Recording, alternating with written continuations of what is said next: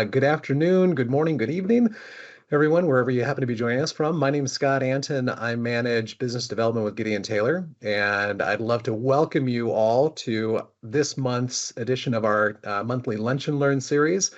We're going to be focusing on top innovations at Gideon Taylor that we just introduced at the Alliance Conference last week.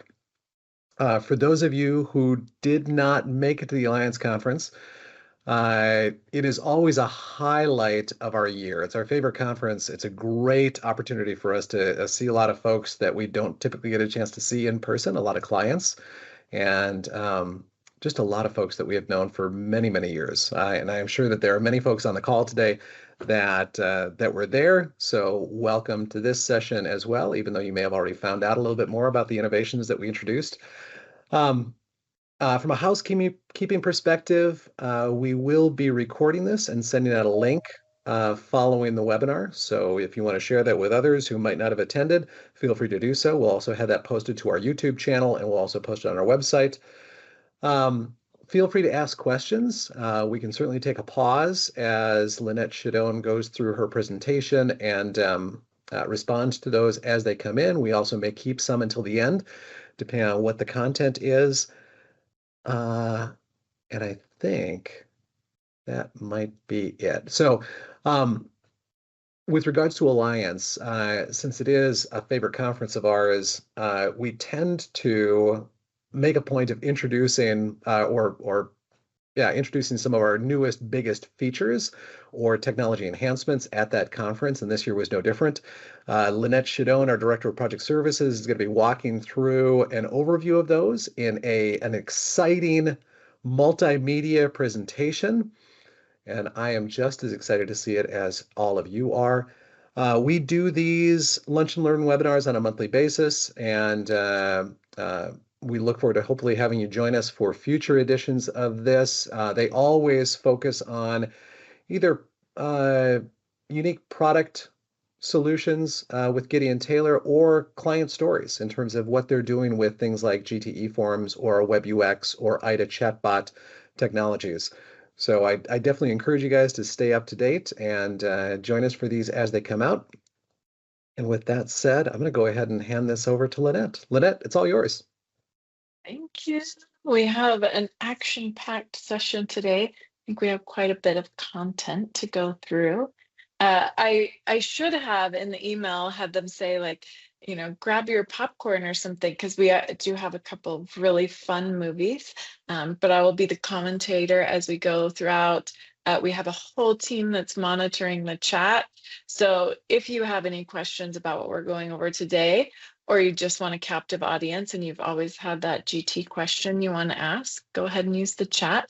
The team will be responding there. And yes, raise your hands. Scott will make sure that I see any hands raised, or feel free to jump in if you have any questions. But we're really excited to show off the new features that we announced at Alliance. And if you talked with any of the project services team or the product team in January, February, and we seemed like we were running about frantically, it's because we were finishing up all of our cool new features, and we're so excited to share them today.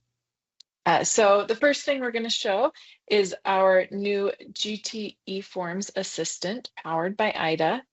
We're then going to take a look at a new on-demand class assistant tool that's targeted towards student success. We will then be taking a look at a new product that will be coming out soon called eForms for Cloud. And then we're going to bring it home with our configurable component interface tool that will be released in our next GT eForms software release that's coming soon as well. And of course, as we announce any of these new products or features, the question always comes in of, well, how do we know how to use those? And so we'll give you a quick summary of some training options that are coming up as well. So if you're anticipating any of these new features and you want to implement them, we can get you trained up on that and ready to go for the big release date. So as promised, we're going to first jump into the eForms assistant. It's hard to say which of these things I'm the most excited about, but this one is, I just think it is so cool. And it's something that in eForms, we've wanted to provide contextual help in forms for users as they go and instructions and things like that. Um, but instructions can be hard because not everyone wants to see them on the page. And if we always present them on the page, we know people just don't read them. Oftentimes people might talk about things like, oh, a hover over. I just want to hover over it. And my favorite thing to say is that when people say that is I ask them to pick their phone up and I say, hey, can you hover over that? It just doesn't work in a mobile interface. And so much of our life happens on a touch screen now that hover can be a little tricky. And then it turns into a lot of clicking and a lot of pop-up windows. So I'm really excited about this one because I think it is a great way to provide on-demand information to users in the forms. Um, and of course, while we were there, we thought, hey, why not also help all of you form builders out there who are looking for information about our product, who are trying to build a form and they're like, wait, how do I do this thing? So I'm going to show you a couple fun videos and add commentary along the way as we go here. So. Hi, my name is Joan, and I'm a PeopleSoft University student.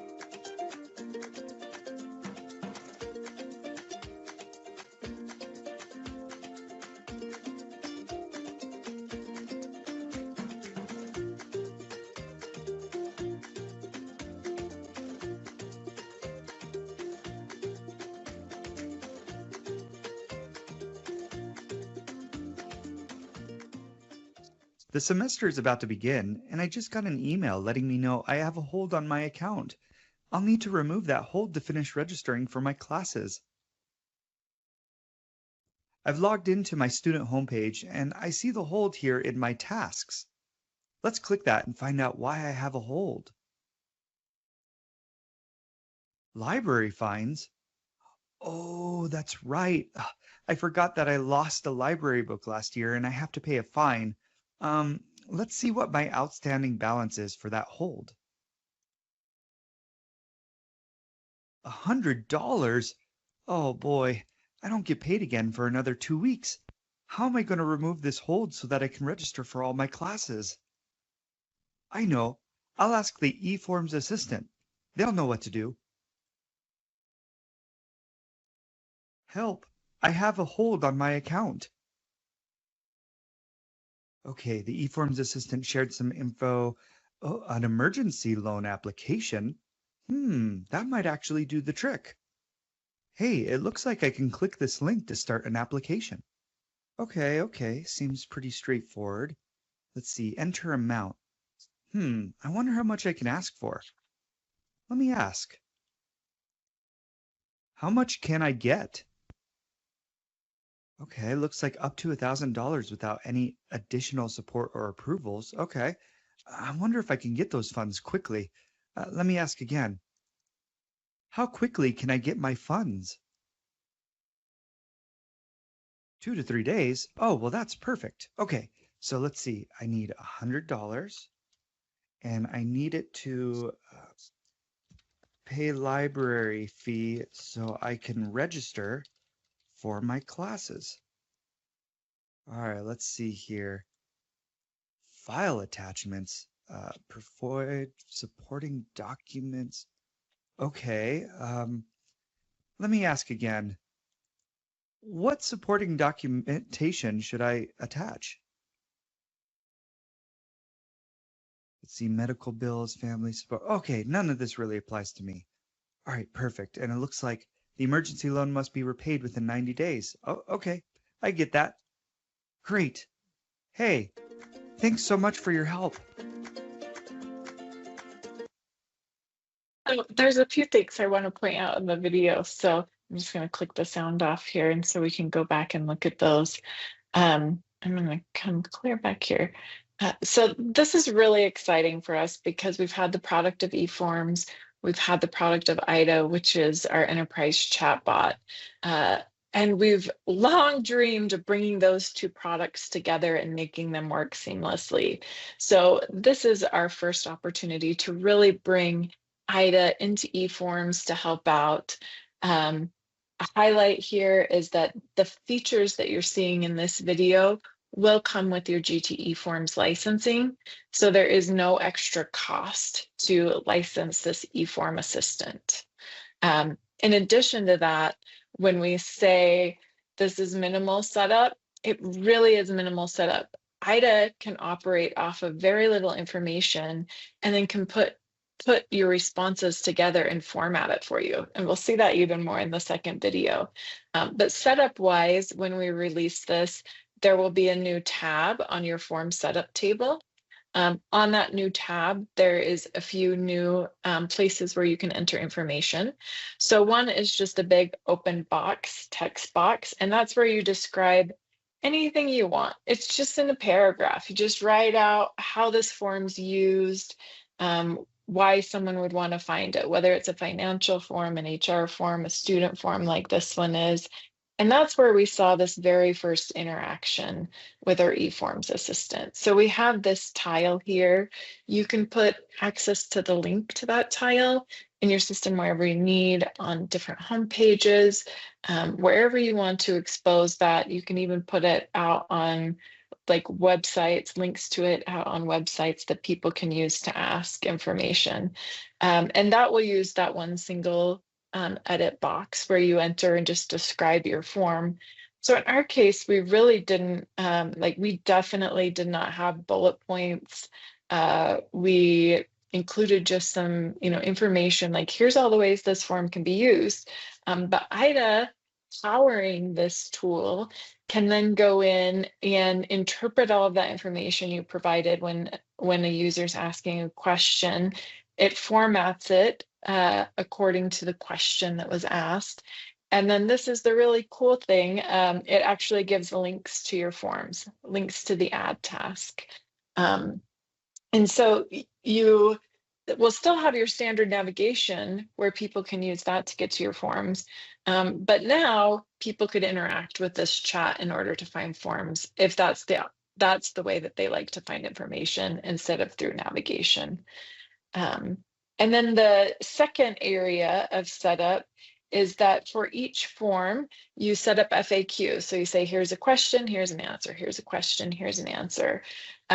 When a user is on a specific form page, our eForms assistant is aware of the context of that page. So you're not going to get an FAQ from some other form and it's going to answer it in the wrong place on this form. It will only answer questions that you've set up for this very specific form.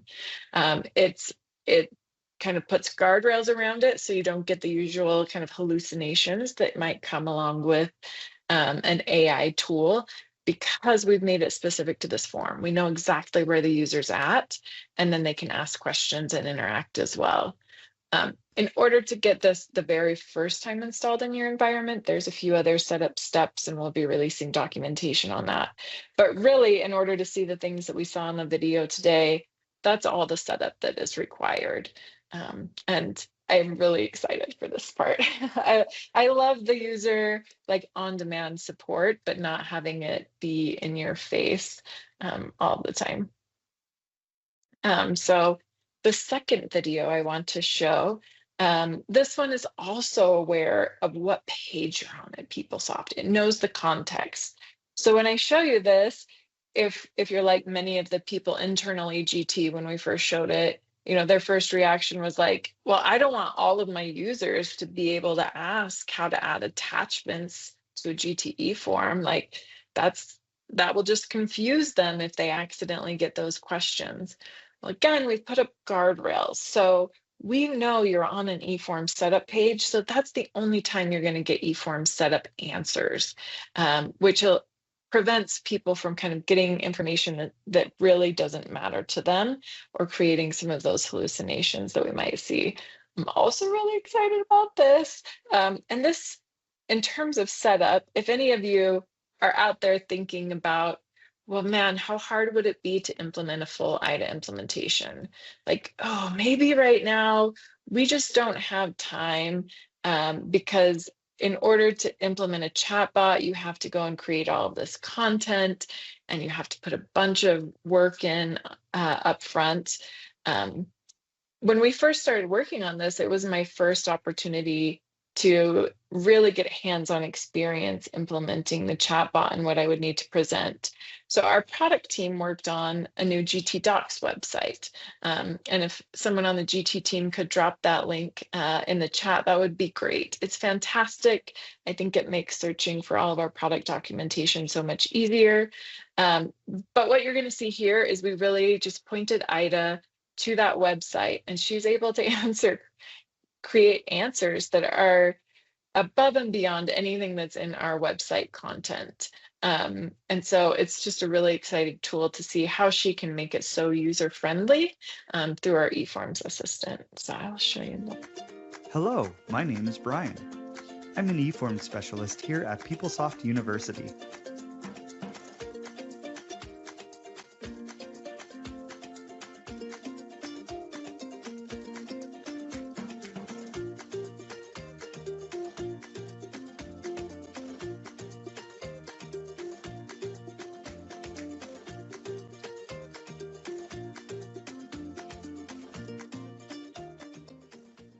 I'm tasked with configuring and maintaining our student eForms, and I've been asked to make some changes to the emergency loan request form. So here I am in my form setup for the form type. Now the first request was to require certain attachments. It's been a while since I had to make attachments required. Hey, I know, I can use my eForms assistant to help. How can I require an attachment? Okay, enable attachments, define required attachment. That's right, use the attachment grid in the attachments tab. There's that required, and I want to make the support documents required. I'll use the viz if here. Let me configure that real quick.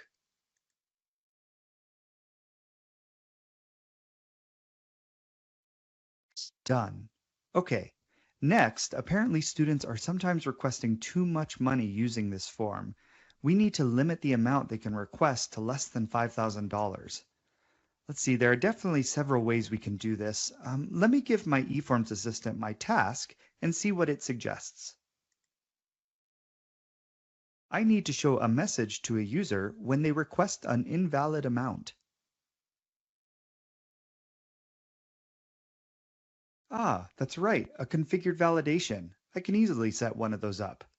That's a good idea. I'll set that up now so that students can't request more than $5,000. It's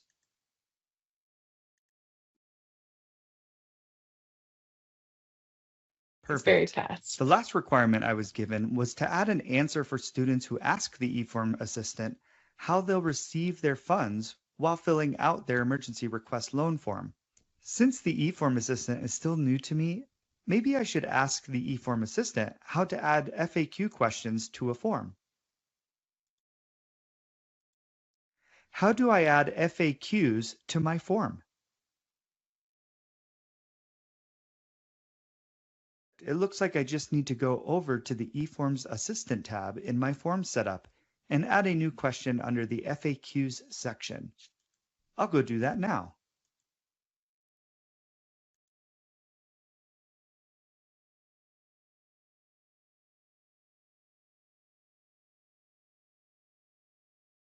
Perfect. Hey, thanks so much for your help.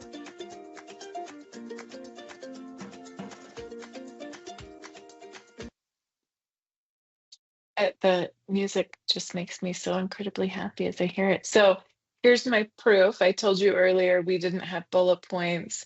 The eForms assistant through IDA formatted all of that in a way that would make sense to the user. This is that text box that I said that you drop information into for navigation purposes so that the eForms assistant can help guide people to that form. And then this is that FAQ setup that I had mentioned as well. There was just a few other things I thought I would point out along the way. Again, this formatting, if you go and click on that documents link and you look at our setup for a validation, it is not bullet pointed step-by-step instructions like this, not even close. And because IDA is so powerful, she can translate that. And we don't even have, specific things that maybe people ask questions out of context. It's not a validation. They didn't have to specifically ask about a validation. And so partially showing off it how powerful IDA can be in a full implementation beyond the eForms assistant, but also really excited for all of you guys out there who are building forms and aren't doing it every single day like we are. Obviously, you forget things, you forget how to set stuff up. And so we're really hopeful that this brings our documentation more accessible and easier for you guys to get kind of your on-demand information as well. We do have people out in the audience today who I know are IDA clients. So the difference between the eForms assistant and the IDA client, IDA actually knows, because your IDA lives in your system, knows your login information and can access multiple systems at once. So like if we were a student in the beginning demo, the student was navigating around instead of just asking, do I have any holds? That's because our eForms assistant doesn't know who the student is, so it can't answer, do I have any holds? But it is really easy to add on additional features and upgrade to IDA. But for those of you who already have it, your current IDA can have the eForms assistant, and they'll work together as the release comes out. So in terms of when is it coming out, we are targeting June 1st for our next release of the GT eForms version. And it will include this as well as one thing at the end of the session. So if you saw this and you were like, I can't wait for that, I want to. Right now, we do have a pretty long list of clients who are that excited about it and who are really wanting to be beta clients. If you are interested in being a beta client, meaning that you would be getting this eForms assistant very soon, please reach out to Scott Anton and let him know that you are interested in that, or put it on the chat, send him an email, and then we can get some information to you about what exactly that would entail, who you would need involved, and what the setup time would be expected for that. So this one, I know this one's just a little bit on the campus side, so if everyone can just hang in with me who isn't necessarily campus, but we'll run through this and just show some features. So the next feature that we released is something that is meant to act as a teaching assistant for students. So usually, you have the student in class and they're like, oh man, I need to, sorry, I was looking to see if I had some of these, if I was jumping ahead, but they're like, oh man, I really need help. And then they have to go talk to a teaching assistant and get that help. So this is meant to be an on-demand class assistant for a student who's in a specific class and we need to get them help. We want to help them succeed. So just a little bit of data in terms of what's out there in the market right now to justify these costs, because implementing something, there's always a cost associated with it. But why does it matter? Why do we want to do something like an on-demand teaching assistant? So a few stats. 51% of students in one survey felt that generative AI tools help them achieve better grades. And actually showed an increase in a 4 percentage point grade change. 11% higher grades in another study that was done for students who had access to a chatbot and could interact. And in another study, students who were given access to an AI tutor learned twice as much in less time compared with students who had in-class instruction. So this on-demand kind of interactive learning is proving to be very successful in helping students not only succeed, but also retaining them, keeping them in class, and not having them drop out. So we'll show you a quick demo of this tool as well. But if you're thinking, again, like why would a student do this? Like, hey, what if I'm a student at 3 a.m.? I can't book an office hour with my TA at 3 a.m. Maybe English is the student's second language and they get very nervous trying to ask questions. So the question just goes unasked, and that's not great either. Or sometimes students may think, if I ask this question, it's going to reflect poorly on me. My peers may judge me, my TA may judge me, my professor may judge me. And so they can use this tool in places where they otherwise wouldn't be getting help. It's easy to set up. The answers are generated specific to the professor's content. So kind of like how I said on the eForm assistant, it knows what page you're on. So it's not going to go out and get information from the whole big wide internet. It's not going to have these hallucinations or send students in the wrong direction. The professor uploads content to their learning management system, something like Canvas. It doesn't have to be Canvas, but any of those tools. As they upload all of that information, the chat sources from that only. So they have some control and some guardrails around what information the student is getting. Future enhancements also coming soon are things like student success monitoring. So if we notice a student got a bad grade, if we notice their overall grade is dropping, if we notice attendance is dropping, actually having that virtual on-demand TA start a process to help that student, whether it's reaching out to the student and asking if they need help, reaching out to the professor and letting the professor know they need to interact with the student, finding all those ways and creating mechanism where it's going to auto-generate a way that we retain that student. And then also giving built-in writing assistant for students right within their tool that's targeted and more controlled by the professor. So it's not a write all this for me, but it's a give me feedback so I can become a better writer myself. So we'll finally get to the video here and we'll see some IDA, a little bit more IDA. So we're going to see, can you tell me about homeostasis? So in this particular response, instead of being like a chat GPT where it's open to the wide web, like who knows what kind of information the student would get, we're going to actually get information that's very specific to this class. So not only does it answer using that class's materials, it's also going to give a link to where that information is in the class material. So the student then can easily go and access that and read more if they need to. This is just another example.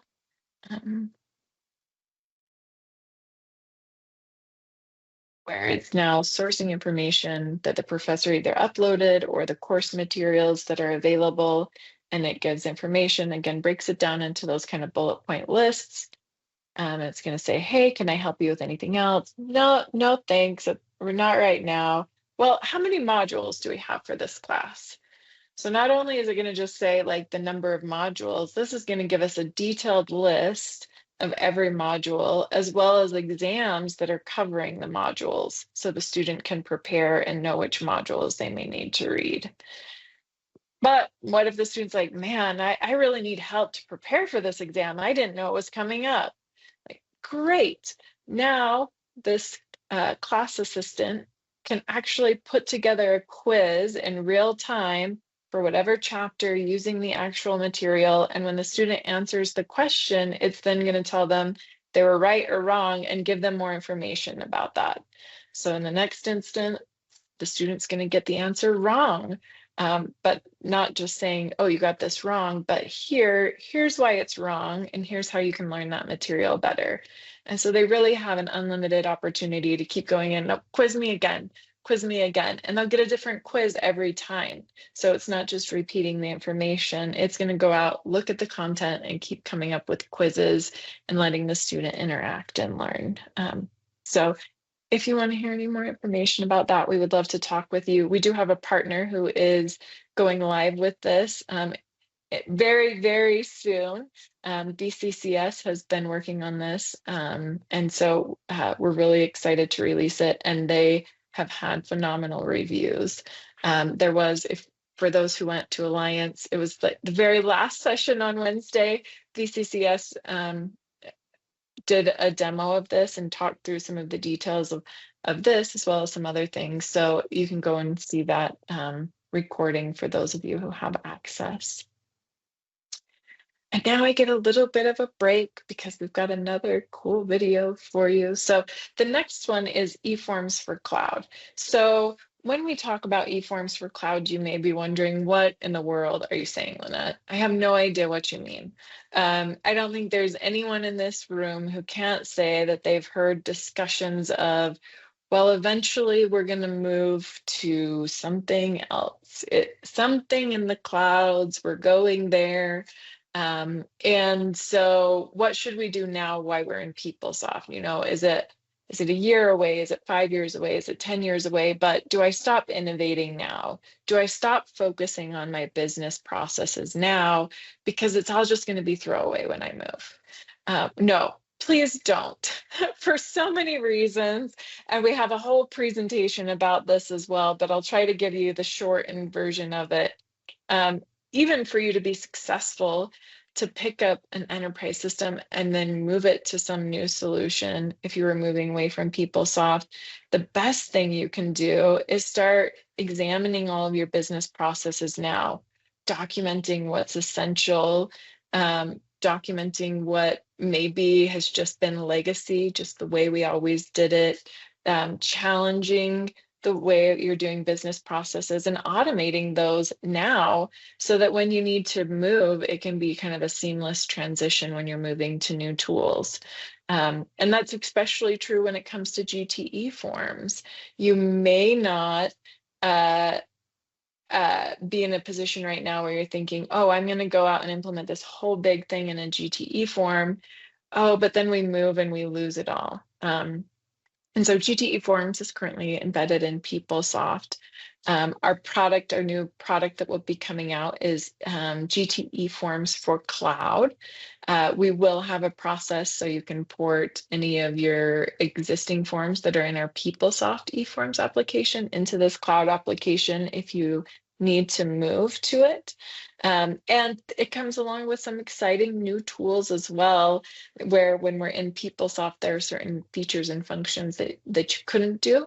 But now we can do a lot of exciting things. So we're going to have Ashley coming up here to show off some of those cool new features, but it still allows the power of eForms. It allows updating and integrating with your systems, but it just makes it available to really any system. So it can be Oracle Fusion applications, and that is a very common one, but it can also integrate with other cloud solutions as well. It's not just implemented to that. So you could, if you needed to integrate with ServiceNow or various things like that, this can be the consistent front end.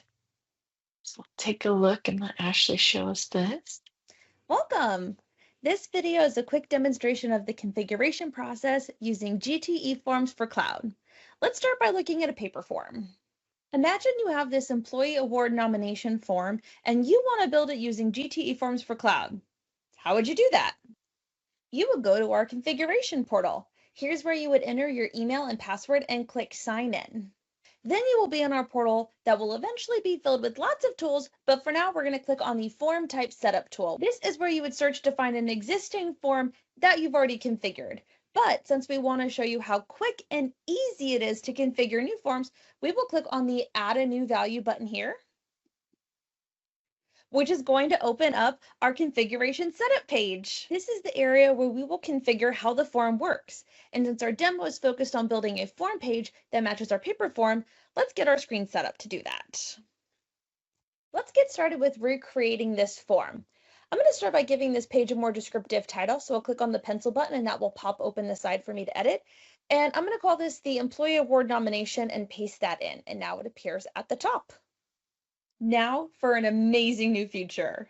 We have drag and drop. So let's recreate this top section by creating a segment. So we'll go over here to our segment area and we'll grab segment and drop it. It's as easy as that. So let's rename this. This looks like it's information about the award. So we'll say award information. And there's that updated label. And now the rest of this section is as simple as finding the fields that match and dragging them in. So I'm going to drag a date field and drop it in. I'll change the label to say award effective date. And I'm going to grab a large text area and drop it into the segment and say reason for award.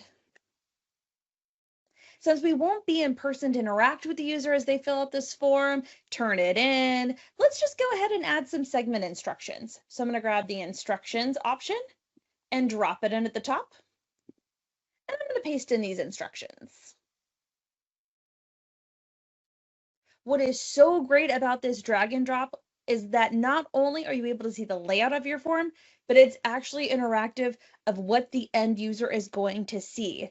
So if you wanted to get a feel for the user experience, you don't have to keep toggling back and forth between your builder session and your user session. You can enter data right here. So let's see it with the award effective date. I can actually click on that date selector and see what it would look like to go and move this to the date on the form. Let me speed this up and finish building the second segment on the form so you can continue to see how great drag and drop is.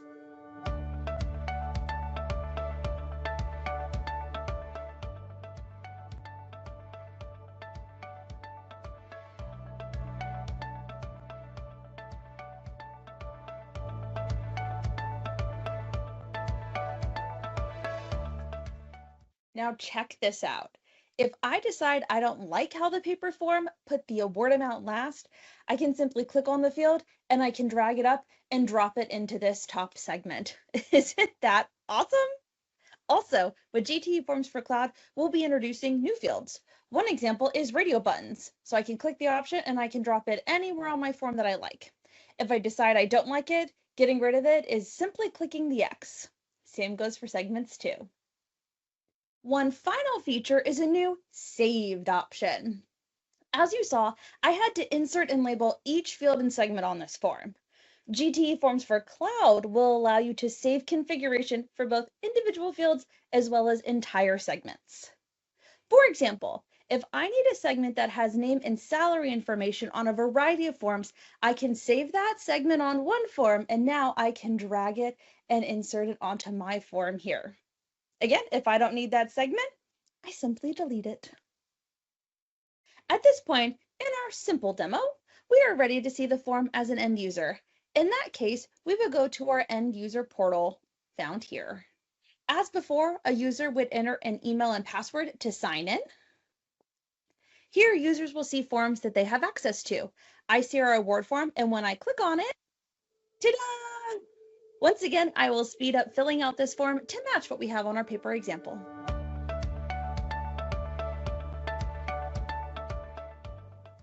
And there you have it. You have quickly built out a page needed to replace your paper form. You would now be ready to set up the form for logic, routing for approvals, and so on. We hope this demo gets you excited about the innovations coming with GTE Forms for Cloud. Since this demo just scratches the surface though, please do not hesitate to contact Gideon Taylor for more information.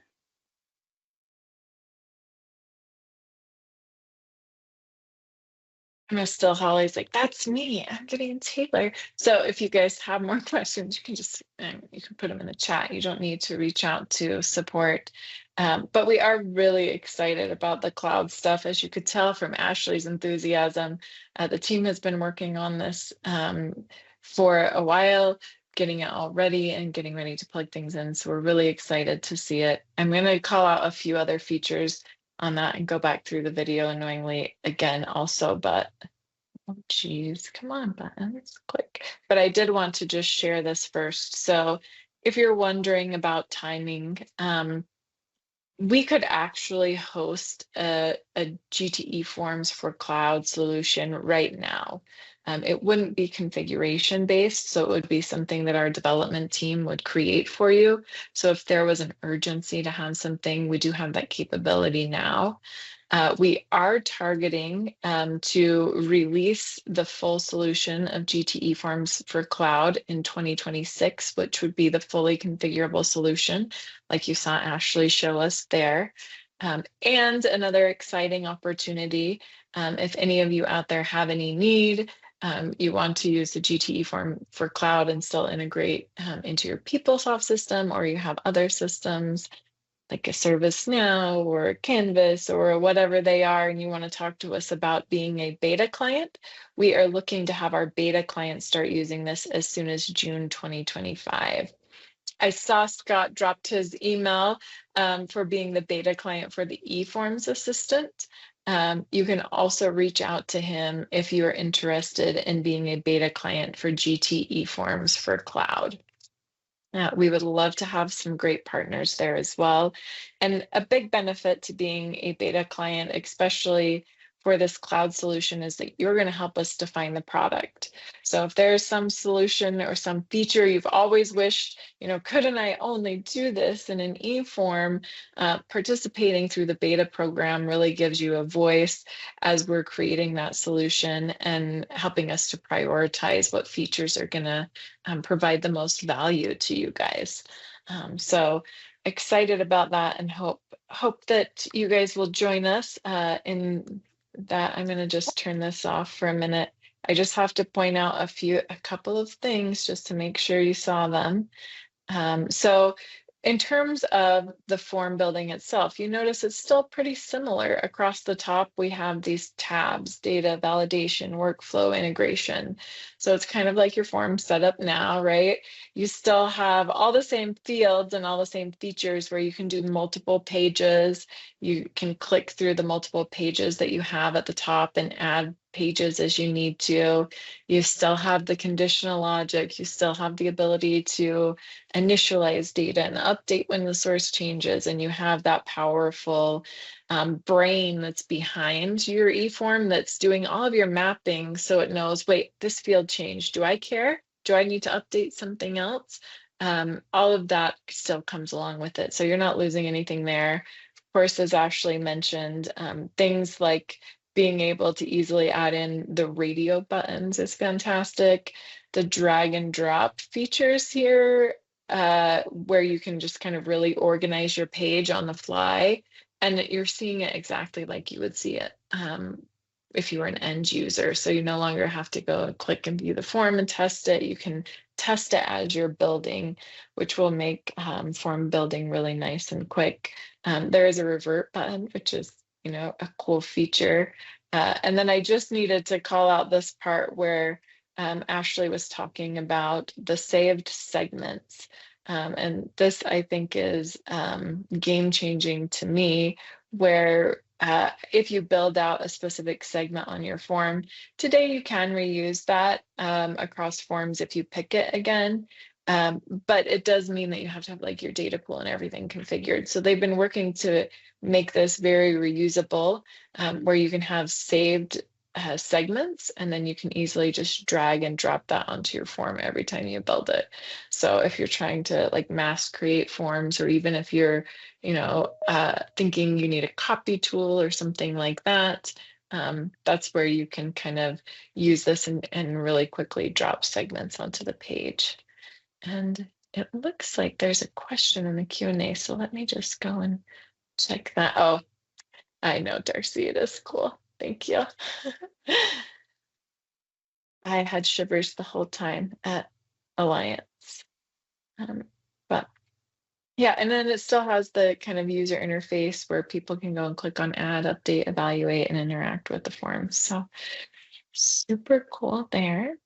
And then this is extra cool. We have long time wanted to be able to configure the component interface at the end of our forms.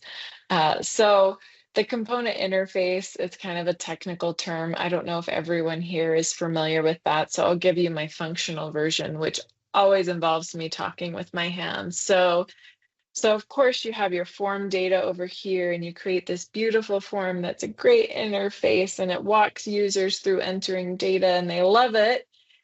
And then you have your PeopleSoft page over here, which actually makes the brains of PeopleSoft run and actually make stuff happen. And you take this form stuff and you need to smash the two together, right? You need the data from the form and you need it put into PeopleSoft.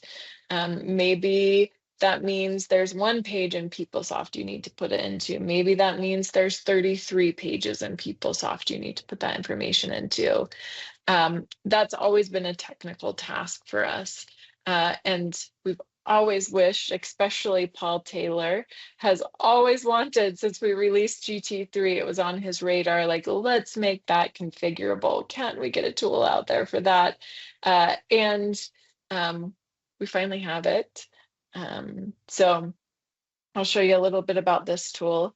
This one doesn't have a nice person talking to you either, so you'll have to suffer through hearing me a little bit, but our configurable component interface. So in this video, we're actually going to show like, hey, here's this form, and then we'll show a little bit of the configuration as well. So if we have let's enter a driver's license, which coincidentally, I picked driver's license. We use HCM a lot, especially when we're doing hands-on training, because HCM security is the easiest. So if we need to set up a bunch of trainers or trainees, it's the easiest to get into components and not have to do a lot. So we use HCM a lot, but we feel bad because I know all of you campus and finance people are like, geez, but I just like HCM better.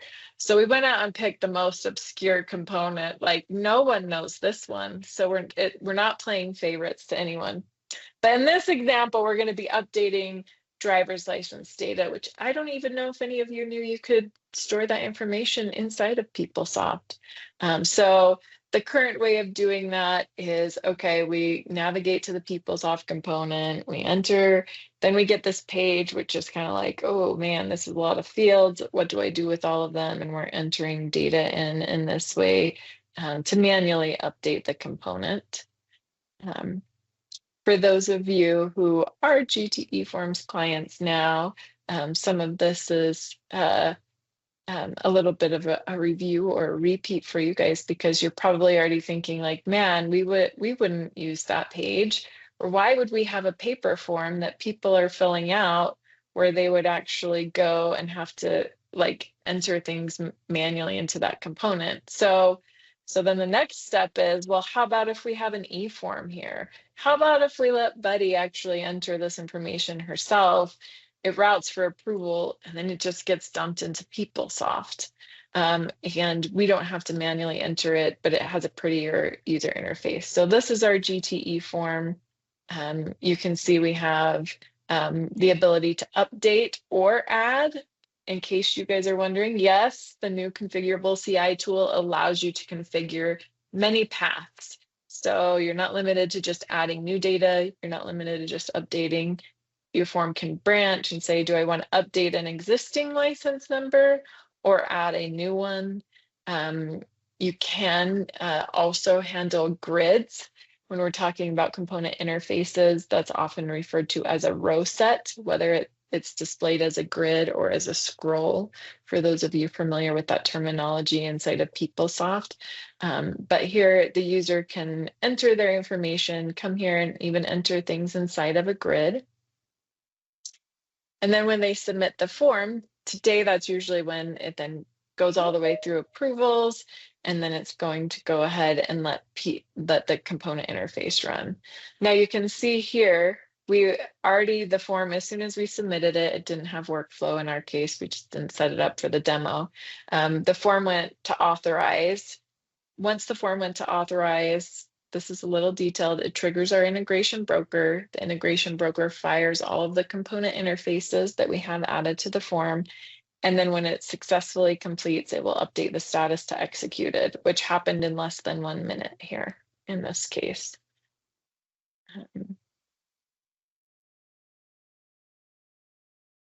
So now we're just going to see a little bit different here. So we're seeing, oh, this is what it would take if we were manually entering the form.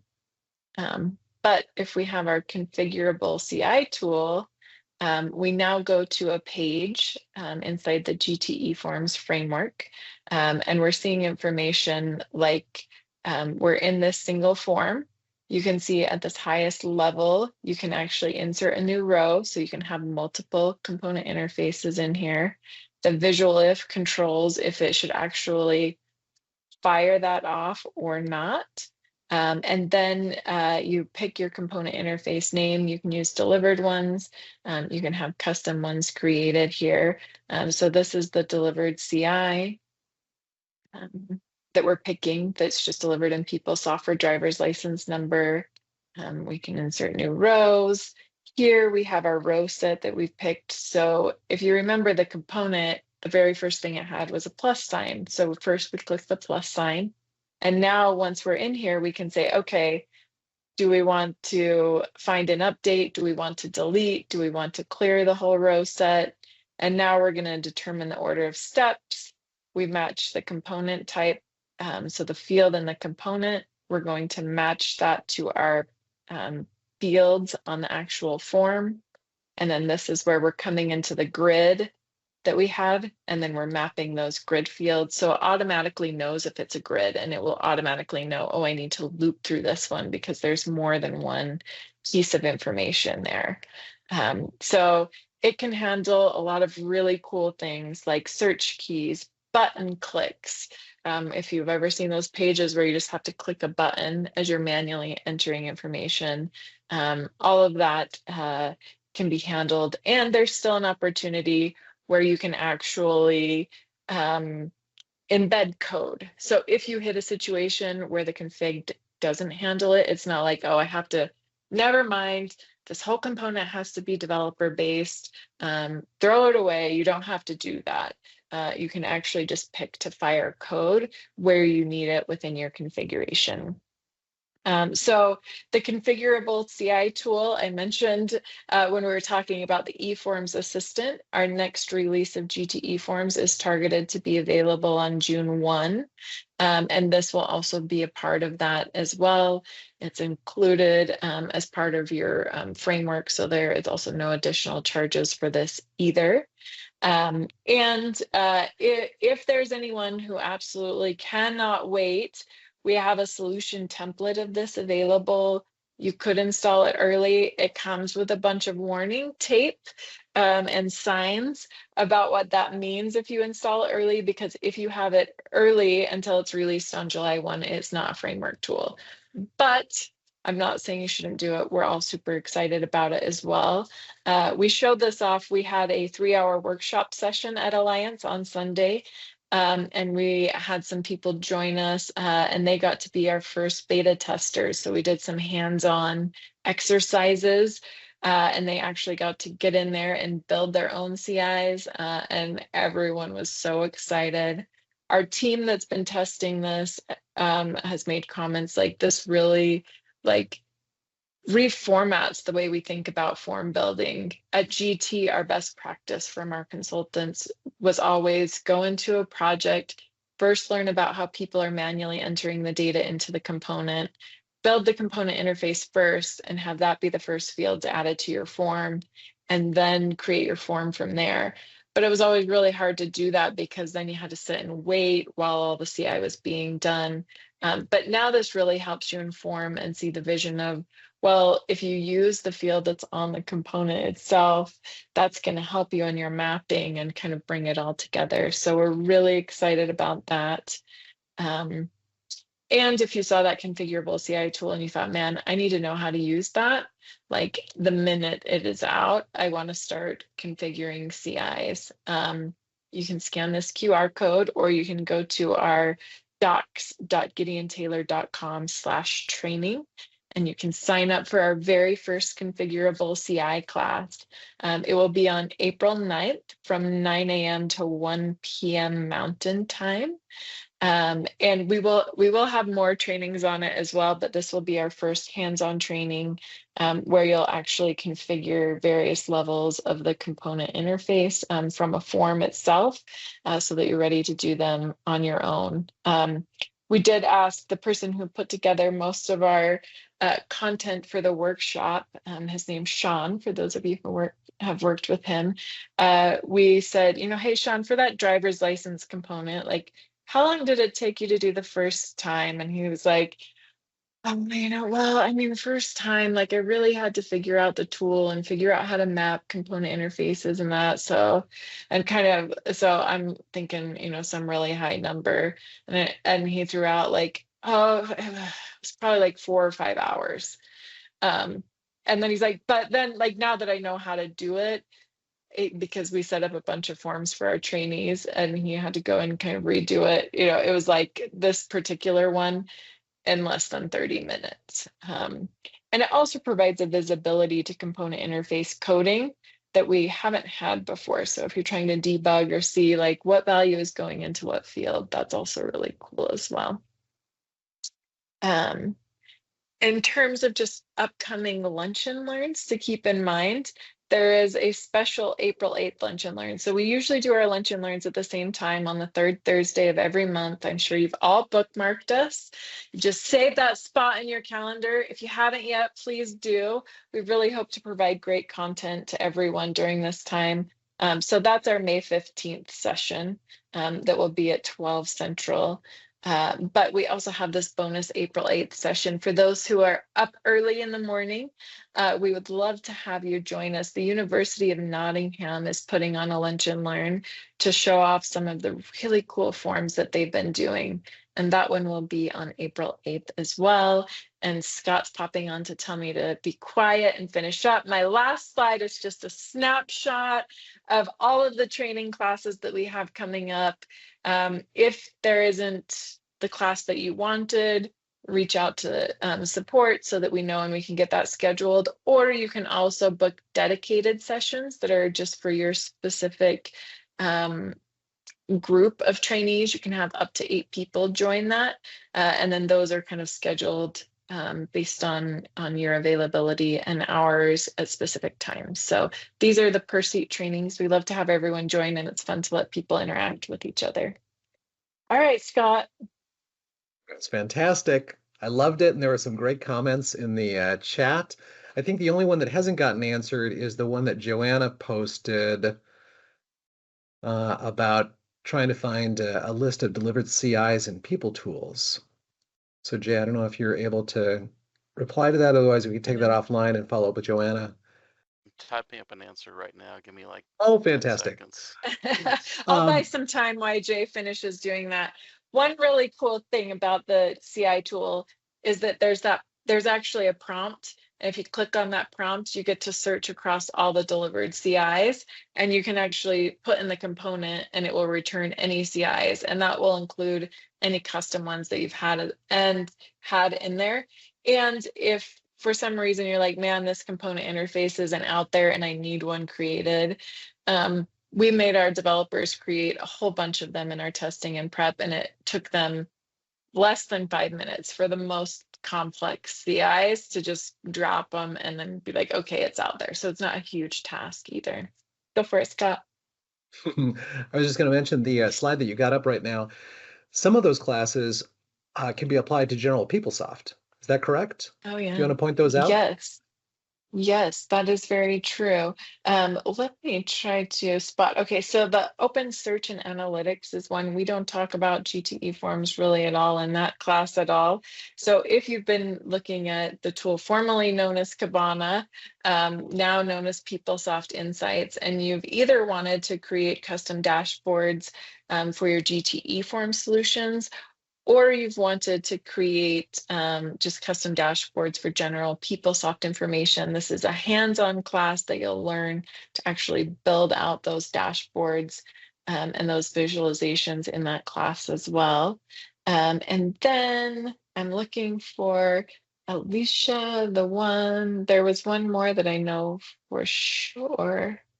Yeah, it's on this list. This is a shortened list of what's coming up in the near future, but we are offering a new course that's a web dev light is what we're calling it for PeopleSoft. So it's not specific to eForms at all. It's more about utilizing some of the development tools and ways that you can customize and make your PeopleSoft experience a little prettier.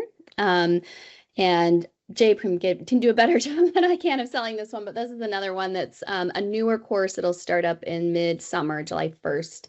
Sometime in July, I don't remember the exact date. We have that one coming up. And then we just recently released some sysadmin training. So if you have somebody that's new to administering your systems, we have a whole training course that can help get them set up for that. Alicia, do you want to post something in the chat in terms of where people can go to find out more information on the training? Yeah, absolutely. Thank you. All right. Does anybody else have anything to add? Otherwise, I'll take us home. Very good. Well, this has been great. Lynette, thank you very much for sharing. Alicia and Jay, thank you very much for your support. As you can see, 2025 is shaping up to be probably the biggest innovation year at Gideon Taylor. We've got some really cool things coming up. And just as a recap, Configurable CI, eForms Assistant, and GT eForms for Cloud were the big three that we talked about at Alliance last week and that Lynette was able to share this afternoon. Again, we'll send out a link to the recording for this if you want to play it over and over and over again and just ogle more at this fantastic technology. We're all about just helping you make your experience easier and allowing your enterprise systems to better serve you and your users, whether that's PeopleSoft or Oracle or others. Certainly keep those solutions in mind. If there's ever any questions that you guys have, feel free to reach out to us. We're more than happy to help and allow you to explore the possibilities. So thanks again for joining.